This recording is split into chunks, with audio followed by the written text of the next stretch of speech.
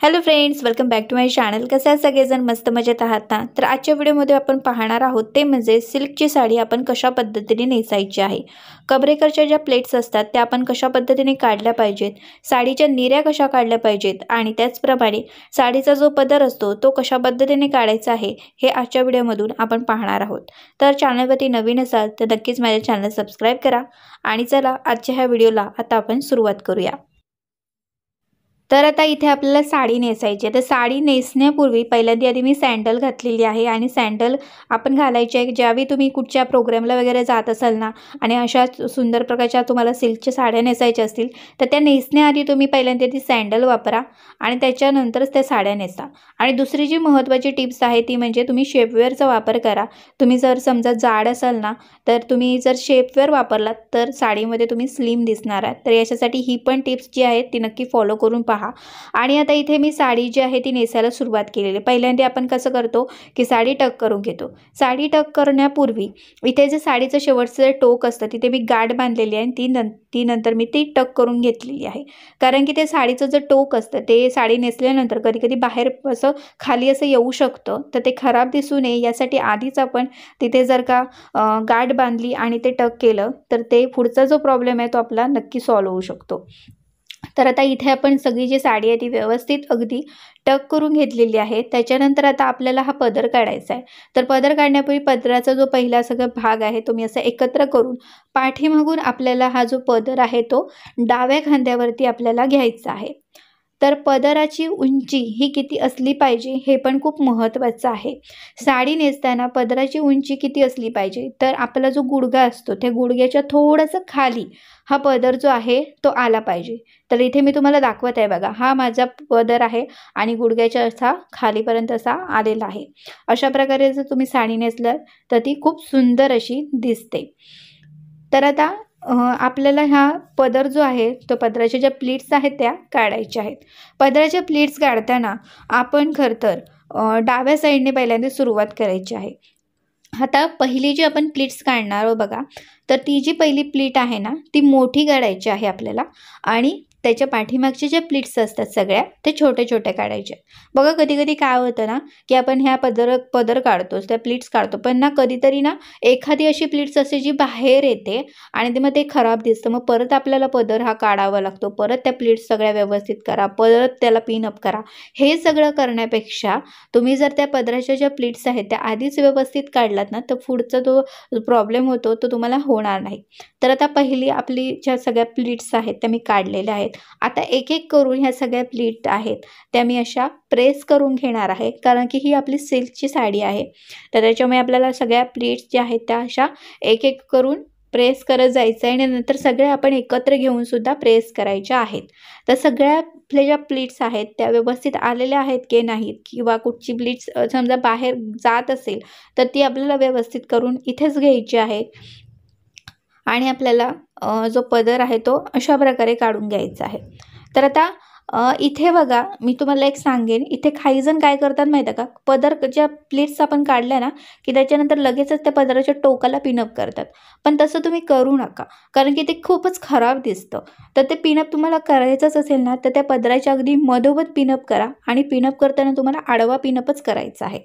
पदराच्या टोकाला पिनअप केलं तर बघा ते खरंच खूप खराब दिसणार आहे. आता ही जी साडी आहे या साडीला बघा पदराचे जे टोक आहेत ते टॅसल्स लावलेले आहेत. टॅसल्स म्हणजे आपण आपल्या मराठीमध्ये आपण गोंडे म्हणतो, तर ते लावलेले आहेत. आणि जर तिथेच मी पिनअप केला असताना तर ते खराब दिसलं असतं.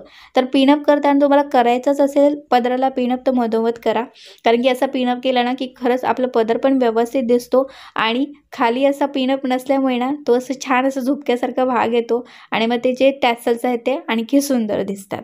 तर अशा प्रकारे तुम्ही पिनअप करायचं आहे. आता आपल्याला पूर्ण जो पदर आहे त्या पदराला पिनअप कशा प्रकारे करायचं आहे तेही सांगते. तर पदराला पिनअप करताना तुम्हाला अगदी खांद्यावरती पिनअप करायचा नाही आहे, तर थोडासा खांद्याच्या पाठीमागे एक पिनअप करायचा आहे.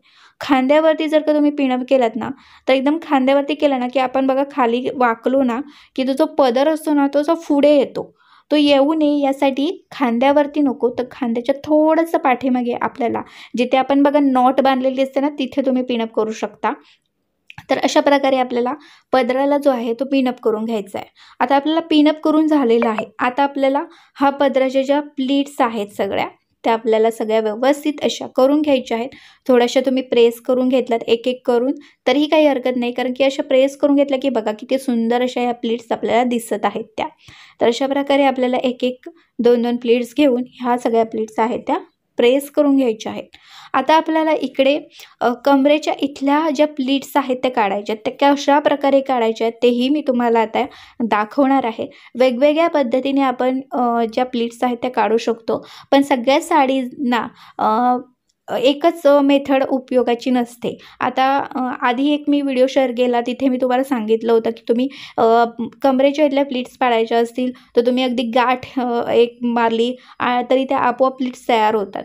इथे तोही तुम्ही वापरू शकता, पण दुसरा एक छान जो ट्रिक आहे ती मी तुम्हाला दाखवणार आहे। गाठ बांधण्यापेक्षा इथे आपल्याला पिनअप करायचं आहे, पण पिनअप करताना पण हे एक गोष्ट लक्षात ठेवायची आहे। इथे आपण बघा आता हा जो भाग आहे तो आपण एकदम खेचून अशा कमरेच्या इथनं घेतलेला आहे। खेचून घेतल्यानंतर इथे आपल्याला पिनअप करायचा असतो। पिनअप करताना तुम्ही आडवा किंवा उभा पिनअप करू नका, तर थोडा तिरका पिनअप करा, कारण की इथला जो भाग आहे तो तिरका आलेला आहे आपला कमरेच्या इथनं, त्याच्यामुळे तो तिरका आपल्याला पिनअप करायचा आहे। पिनअप केल्यानंतर आता आपल्याला एक एक अशा ना ह्या प्लीट्स काढायच्या आहेत। जशा मी तुम्हाला दाखवले आहेत ना त्याचप्रमाणे तुम्हाला इथे प्लीट्स काढायच्या आहेत। फक्त एक गोष्ट लक्षात ठेवा की आपण जो साडीचा पदर काढलेला आहे तिथला जो फुडून म्हणजे पुढचा जो भाग आहे तो व्यवस्थित आलेला आहे की नाही, सगळा जो पूर्ण साडीचा जो भाग आहे तो व्यवस्थित आलेला आहे की नाही हे चेक करायचं आहे। नाहीतर मग तुम्ही ह्या प्लीट्स पाडलात आणि नंतर मग पाहिलं तर साडी किंवा त्याच्या प्लीट्स असतात त्या विचित्र दिसू शकतात। त्याच्यामुळे ते सगळं चेक करून मगच ह्या प्लीट्स आपल्याला पाडायच्या आहेत। प्लीट्स काढल्यानंतर त्या आता मी इथे त्याला पिनअप करत आहे। तुम्ही आधी टक करून घ्या आणि ते टक केल्यानंतर पिनअप तुम्ही करून टाका। पिनअप करताना तुम्ही अगदी तुमचा जो पेटीकोट असेल आणि ह्या ज्या प्लीट्स असतील त्याला मिळून जरी तुम्ही पिनअप केला तरीही काही हरकत नाही आहे। तर मी पिनअप करताना अशाच प्रकारे केलेला आहे। मात्र आता ह्या ज्या प्लीट्स आहेत ह्या प्लीट्सना मात्र तुम्हाला आडवा पिनअप करायचा आहे, तर ही गोष्ट एक लक्षात ठेवा। आता आपल्या ज्या कमरेच्या इथल्या ज्या प्लीट्स आहेत त्या आपल्या काढून झालेल्या आहेत। आता एकदम शेवटची गोष्ट ती म्हणजे साडीच्या निऱ्या काढायच्या आहेत। आता निऱ्या काढताना तुम्ही बघत असाल इकडे मी ह्या सगळ्या ज्या निऱ्या आहेत त्या उजव्या साईडने सुरुवात केलेली आहे आणि अशा प्रकारे आपल्याला एक एक करून ह्या निऱ्या आहेत त्या काढायच्या आहेत। निऱ्या काढून झाल्या ना की आपल्याला एक एक निरी किंवा दोन दोन अशा निऱ्या ज्या आहेत त्या एकत्र करून त्या प्रेस करत जायचं आहे। प्रेस केल्यामुळे काय होतं की त्या ज्या निऱ्या असतात ना त्या अगदी व्यवस्थितच राहतात। आता ही जी साडी आहे सिल्कची जरी साडी असली तरी ही थोडी सॉफ्टवाली साडी आहे, म्हणजे जशा आपण निऱ्या काढू जसा साडीचा पदर काढू त्याप्रमाणे ती राहणार आहे। त्याच्यामुळे इथे मला जास्त मेहनत अशी घ्यावी लागणार नाही आहे, पण तरीही आपण अशा सगळ्या ज्या निऱ्या आहेत त्या एक एक करून अशा व्यवस्थित करून घेऊया। आणि समजा बघा काही ज्या साड्या असतात त्या साड्यांच्या ज्या निऱ्या आपण ज्यावेळी काढतो ना त्यावेळी त्या खूप कमी पडतात, तर तुम्हाला जास्त निऱ्या दिसायला पाहिजे ह्यासाठी ना तुम्ही ज्या निऱ्या काढताना ना एकावर एक अशा ज्या प्लीट्स आहेत ना त्या घेऊ नका, थोडेसे एका पाठोपाठ एक अशा प्लीट्स घ्या जेणेकरून त्याच्या प्लीट्स दिसतात ना त्या जास्तही दिसतात आणि खूप सुंदर दिसतात बघा। आता त्याचप्रमाणे इथे या ज्या प्लीट्स आहेत त्या मी घेतलेल्या आहेत। आता प्लीट्सना आपल्याला इथे पिनअप करायचं आहे। पिनअप करताना इथे आपल्याला सगळ्या प्लीट्स आहेत त्यांना आडवा पिनअप करायचा आहे आणि त्यानंतरच आपल्याला इथे ज्या निऱ्या आहेत त्यांना टक करायचं आहे। तर परत एकदा सगळ्या निऱ्या व्यवस्थित आलेल्या आहेत की नाही मी चेक करते आणि पिनअप केल्यानंतर सुद्धा आपल्याला साडीच्या अगदी काठापर्यंत त्या ज्या निऱ्या आहेत त्या व्यवस्थित अशा प्रेस करून घ्यायच्या आहेत। त्याच्यामुळे त्या निऱ्या जशा आहेत तशा राहतातच। आणि इथे आपल्याला ह्या ज्या प्लीट्स आहेत बघा आपण आता निऱ्या काढलेल्या आहेत त्यांना आपल्याला असा आडवा पिनअप केलेलाच आहे, पण ज्यावेळी आपण टक करतो टक केल्यानंतर सुद्धा तुम्ही पेटीकोट म्हणजे जो परकर आपण वापरला किंवा शेपवेअर असेल तर शेपवेअर त्याला धरून असा ज्या निऱ्या आहेत त्यांना पिनअप केलात ना तर त्या निऱ्या तुमच्या हलणारही नाहीत किंवा कधी कधी निऱ्या खालीसुद्धा येतात बघा, तर त्याही येणार नाहीत, जशा आहेत तशाच राहतील। तर ही पण ट्रिक छान आहे, मी एका व्हिडिओमध्ये तुम्हाला सांगितली होती पण म्हटलं याही व्हिडिओमध्ये तुम्हाला सांगते। तर अशा प्रकारे आपण ही जी सिल्कची साडी आहे ती नेसलेली आहे। साडीच्या तुम्ही ज्या निऱ्या आहेत त्या तुम्ही बघत असाल किती सुंदर दिसत आहेत। कमरेकडच्या ज्या आपण प्लेट्स काढलेल्या आहेत त्या पण बघा व्यवस्थित अशा आलेल्या आहेत आपल्या. आपण त्या फक्त अगदी थोड्या समजा इकडे तिकडे झाल्या असेल तर थोड्याशा आपण ॲडजस्ट करून घ्यायच्या आहेत.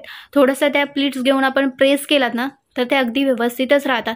इथे तुम्ही स्ट्रेटनरचा वापर करून सुद्धा त्या प्रेस करून घेऊ शकता, जेणेकरून त्या आहेत तशाच दिसतील आणि खूप सुंदर दिसतील. तर वेळ असेल तर आपण ही गोष्ट नक्कीच करू शकतो. तर अशा प्रकारे आपल्याला ही जी सिल्कची साडी आहे ती नेसायची आहे. सगळ्या टिप्स जर तुम्ही फॉलो केला तर तुम्ही पण अशी सुंदररित्या सिल्कची साडी नेसू शकता. तर आजचा हा व्हिडिओ तुम्हाला आवडला असेल तर नक्कीच आजच्या ह्या व्हिडिओला तुम्ही लाईक करा आणि चॅनलवरती नवीन असाल तर नक्कीच माझ्या चॅनलला सबस्क्राईब करा आणि तुमच्या फ्रेंड्स आणि फॅमिलीमध्ये नक्कीच आजच्या व्हिडिओला शेअर देखील करा. तर आणखी व्हिडिओ तुम्हाला पाहायचे असतील तर नक्कीच माझ्या चॅनलवरती अशा प्रकारचे व्हिडिओ आहेत तर नक्कीच पाहून घ्या. तर भेटूया आता पुढच्या व्हिडिओमध्ये. तिथपर्यंत मस्त राहा आणि मजेत राहा. Bye bye.